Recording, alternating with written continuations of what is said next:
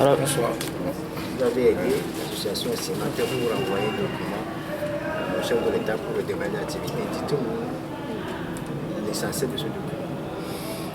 Avant toute chose, je voudrais remercier la présidente de l'association CIMAT, Mme Senaya Jomada, de nous avoir fait confiance à Veille économique et nous avoir sollicité pour apporter notre expertise dans le domaine de la finance publique, de la finance d'entreprise. Disons que nous avons conçu un document à l'association CIMAT que nous avons ensemble transmis au président de la République, à son excellence, le président Florian Sibé, pour les aider à redémarrer leur activité, pour aider tous les victimes des incendies, du drame des incendies des marchés de Lomé et de Kara à pouvoir redémarrer leur activité. Donc en résumé, dans ce document, nous proposons au gouvernement de pouvoir mettre une subvention de 7,5 milliards dans le budget en préparation, dans le budget 2016, à la disposition des institutions de microfinance et de banques qui sont créancières des victimes des incendies. Une partie de ces 7,5 milliards sera destinée à alléger ou à effacer les créances des victimes, ces créances que les victimes ont contractées avant l'avènement du drame, et l'autre partie servira de garantie souveraine pour appuyer la mise en place de nouvelles lignes de crédit à la disposition de ces victimes. Ceci leur permettra de redémarrer leurs activités. Nous avons accepté d'accompagner l'association CIMAT dans ce projet parce que nous estimons que ça fait partie de notre prérogative, puisque dans certains de nos articles, l'article de nos statuts, nous voulons aider le pays à atteindre un taux de croissance à 2 chiffres.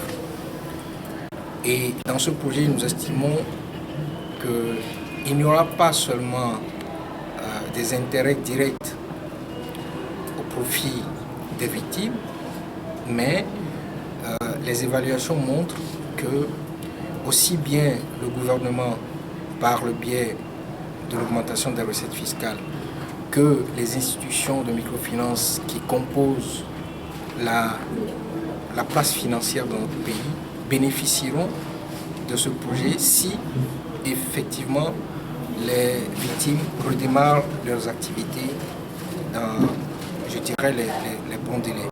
alors, Monsieur Kmou, dites-nous, pourquoi est-ce que vous avez dénommé ce projet Solidarité nationale?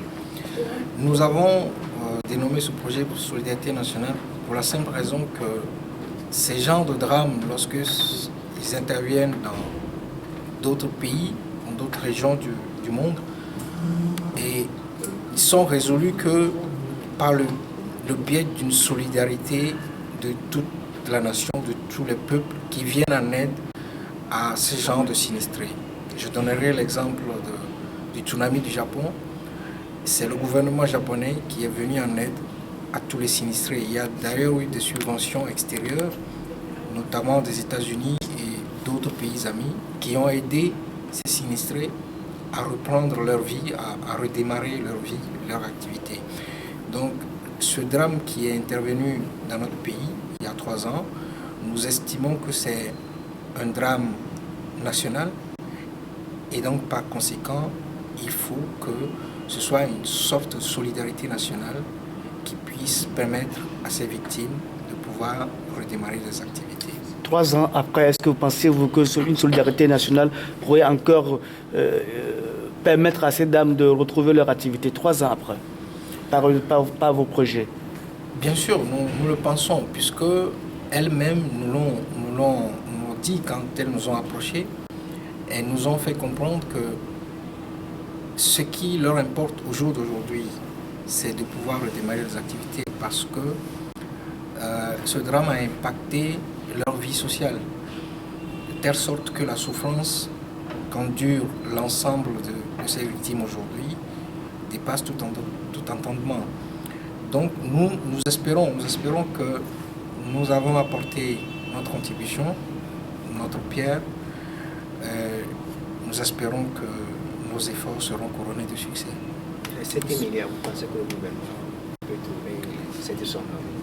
Dans le document de travail que nous avons transmis à son Excellence le Président de la République, nous avons donné des pistes, surtout au niveau des lignes budgétaires,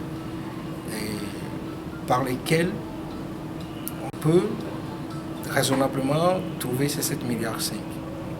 Ces pistes se trouvent dans le document. Je vous